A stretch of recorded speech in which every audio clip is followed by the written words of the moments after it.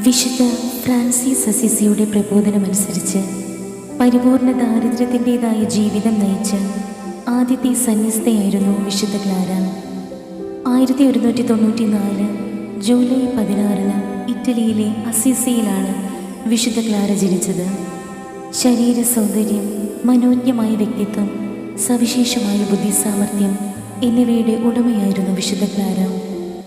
ദിവ്യകാരുണ്യ ഭക്തിയും പ്രാർത്ഥനാരൂപിയും പ്രായശ്ചിത്ത ചൈതന്യവും പുലർത്തിയിരുന്ന ക്ലാര ചെറുപ്പം മുതലേ ഈശോയെ ആത്മീയ മണവാളനായി വരിച്ചിരുന്നു. ഒരു സന്യാസിയായി ജീവിക്കാൻ ഉറച്ച തീരുമാനമെടുത്ത അവൾ 1212 ഒരു രാത്രി ആരും കാണാതെ തൻ്റെ വീട്ടിൽ നിന്നിറങ്ങി വിശുദ്ധ ഫ്രാൻസിസ് അസീസിയുടെ ദേവാലയത്തിലേക്ക് പോയി.